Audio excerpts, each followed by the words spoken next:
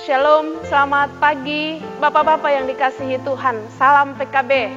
Saya percaya bahwa pagi ini kita semua bangun dengan penuh kekuatan baru menemui hari baru, hari karunia Tuhan. Bapak-Bapak yang dikasihi Tuhan, sebelum kita memulai kegiatan kita di pagi ini, kita akan mendengarkan firman Tuhan, tapi sebelumnya mari kita berdoa. Bapak Sorgawi, kami bersyukur bahwa pagi ini kami bangun dengan penuh kekuatan baru menemui hari baru, hari karunia Tuhan.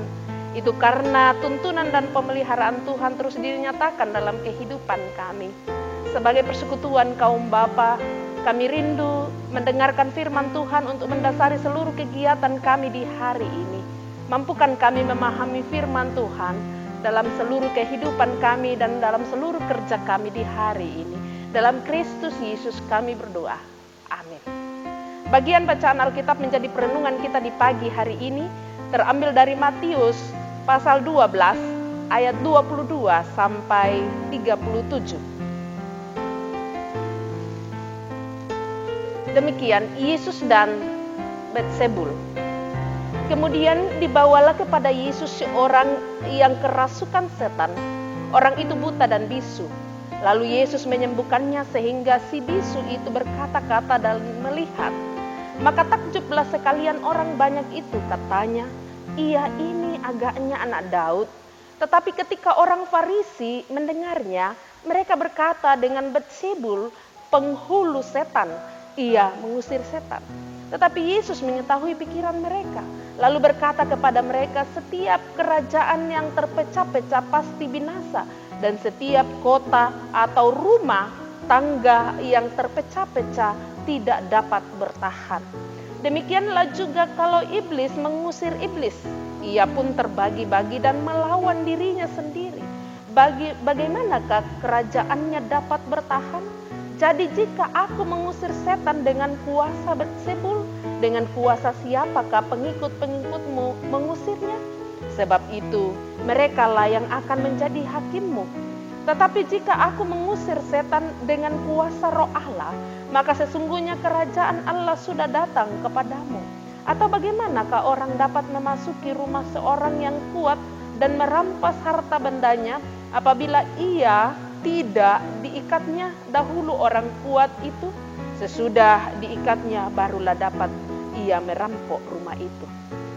Siapa tidak bersama aku, ia melawan aku. Dan siapa tidak mengumpulkan bersama aku, ia mencerai-beraikan. Sebab itu aku berkata kepadamu, segala dosa dan hujat manusia akan diampuni, tetapi hujat terhadap Roh Kudus tidak akan diampuni. Apabila seorang mengucapkan sesuatu menentang anak manusia, ia akan diampuni, tetapi jika ia menentang Roh Kudus, ia tidak akan diampuni. Di dunia ini tidak, dan di dunia yang akan datang pun tidak. Jikalau suatu pohon kamu katakan baik, maka baik pula buahnya. Jikalau suatu pohon kamu katakan tidak baik, maka tidak baik pula buahnya. Sebab dari buahnya pohon itu dikenal. Hai kamu keturunan ular beludak, bagaimanakah kamu dapat mengucapkan hal-hal yang baik, sedangkan kamu sendiri jahat? Karena yang diucapkan mulut meluap dari hati. Orang yang baik mengeluarkan hal-hal yang baik dari pembendaharaannya yang baik. Orang yang jahat mengeluarkan hal-hal yang jahat dari pembendaharaannya yang jahat. Tetapi aku berkata kepadamu, setiap kata sia-sia yang diucapkan orang harus dipertanggungjawabkan pada hari penghakiman. Karena menurut ucapanmu engkau akan dibenarkan, dan menurut ucapanmu pula engkau akan dihukum. Amin. Firman Tuhan. Bapak-bapak yang dikasihi Tuhan, banyak hal yang bisa membuat kita merasa kagum dalam kehidupan kita. Contoh, kagum kepada istri, kagum kepada keberhasilan anak-anak, terlebih lagi kagum terhadap misalnya pemimpin, dan kagum terhadap sesama kita, tetangga kita atau siapapun dia. Kita takjub dengan keberhasilan-keberhasilan yang diperoleh oleh orang lain. kita takjub kepada orang tersebut. Tetapi juga saudara-saudara tidak dapat dipungkiri bahwa banyak hal yang membuat kita juga cemburu dalam kehidupan kita ini. Di beberapa hari yang lalu, saya bercanda kepada seorang teman saya di media sosial yang memiliki body yang aduhai. Ya, walaupun dia sudah mempunyai anak 2, tetapi ia mampu menjaga bodinya yang langsing. Lalu saya mengatakan, saya cemburu dengan bodimu. Ya. Saudara-saudara yang dikasihi Tuhan, sebenarnya kecemburuan itu membuat kadang kita marah, bahkan membenci seseorang ketika kita cemburu terhadap dia. Dalam pembacaan kita pada pagi hari ini, Yesus menyembuhkan dan mengusir setan di tengah-tengah orang Farisi, di tengah-tengah orang yang mungkin saja membenci Yesus, yang tidak mau menerima Yesus dengan sepenuh hatinya walaupun dia melihat kesuksesan yang Yesus perbuat, walaupun mereka melihat mujizat yang Yesus perbuat.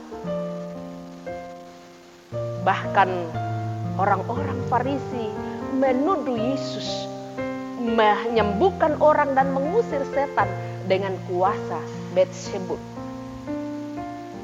Saudara-saudara, di sisi lain, mereka sudah melihat mujizat yang bisa saja membuat mereka takjub melihatnya. Tetapi di sisi lain ada kecemburuan yang muncul di hati mereka yang membuat mereka membutakan mata. Matanya dibutakan dengan kecemburuan dan tidak mampu melihat mujizat yang dilakukan oleh Yesus. Saudara-saudara yang dikasihi Tuhan, Yesus tahu apa yang ada dalam isi hati mereka. Sehingga walaupun mereka mengeluarkan sesuatu yang menurut pandangan mereka baik di mulutnya, tetapi di hatinya adalah busuk. Di hatinya sesuatu yang tidak baik, yang membuat hatinya cemburu atas kesuksesan, atas ketakjuban, atas mujizat yang dilakukan oleh Yesus.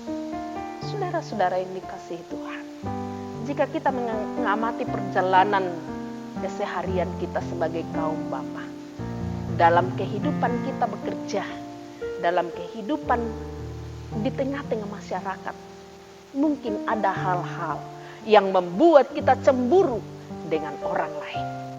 Misalnya dalam pekerjaan saudara-saudara, mungkin jabatan kita tidak naik-naik, lalu teman kita, wah setiap bulan atau setiap tahun jabatannya semakin naik. Apakah itu akan membuat kita cemburu? Tidak. Sebagai orang yang percaya kepada Yesus Kristus, hendaknya kita belajar dan hendaknya kita membuat sesuatu dan melihat dari kesuksesan orang lain. Bukan menjadikan itu sebagai bagian dari kecemburuan kita, bahwa dia sukses dan mungkin banyak cara yang kita lakukan untuk menjatuhkan dia. Tetapi pada akhirnya dia terus mengalami kesuksesan.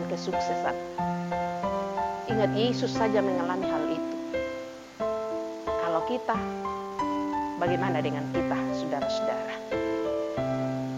Ataukah kita justru memberi respon yang baik? Kalau demikian, itu luar biasa. Tetapi kalau kita memberi respon seperti orang-orang Farisi, kita tidak takjub dengan hal-hal yang luar biasa yang Tuhan buat dalam kehidupan kita. Dalam kehidupan keluarga kita, kita lupa mensyukuri apa yang mungkin hal yang takjub, yang baik dibuat misalnya istri atau anak-anak. Lalu kita lupa untuk mengatakan Tuhan luar biasa atas dirimu. Saudara-saudara yang dikasihi Tuhan, dari tema kita hari ini, takjub dan cemburu. Dua hal ini akan menjadi bagian dalam kehidupan kita. Tetapi dua hal ini akan mengajar kita juga bagaimana percaya kepada Yesus dengan segala sesuatu yang sudah Dia buat di tengah-tengah dunia ini. Terlebih lagi menghapus dosa saudara dan saya. Terpujilah Dia. Haleluya. Amin. Bapak-bapak yang dikasihi Tuhan, kita telah mendengarkan firman Tuhan dan mari kita berdoa. Kami bersyukur Tuhan bahwa kami telah mendengarkan firman Tuhan pada hari ini. Kiranya firman Tuhan pada hari ini dapat menjadi suluh dan pedoman dalam menjalani kehidupan kami sebagai anak-anak-Mu di tengah-tengah dunia ini. Mampukan bapak-bapak dalam mengangkat tugas tanggung jawab sebagai kaum bapak di tengah-tengah keluarga. Juga Tuhan kami berdoa bagi bapak-bapak dalam mengangkat tugas tanggung jawab di tengah-tengah masyarakat, agar mereka boleh menjadi bapak-bapak yang dapat diteladani oleh orang yang ada di sekitarnya. Tuhan kami berdoa buat kaum bapak yang berulang tahun di sepanjang minggu yang telah berlalu. Juga secara khusus kami mendoakan Tuhan, saudara kekasih kami Sumbu yang ada dalam kelemahan tubuh. Tuhan berkati dia agar ia boleh pulih dengan baik dan kembali dalam pelayanan, juga menikmati hidup karunia Tuhan. Berkati para pengurus PKB yang ada di Jemaat Barabaraya yang merancangkan seluruh pelayanan di tengah-tengah jemaat. Tuhan, kini kami datang kepadamu dalam Kristus Yesus, Tuhan dan Juru Selamat kami yang hidup. Amin. Selamat pagi, Bapak Ibu saudara-saudara yang dikasihi Tuhan. Bapak-bapak telah menikmati pelayanan firman Tuhan hari ini, maka untuk dinikmati juga oleh saudara-saudara kita yang ada di luar sana, sahabat-sahabat kita, keluarga kita, silakan di-share dan jangan lupa di-like juga di-subscribe. Tuhan Yesus memberkati saudara. Amin.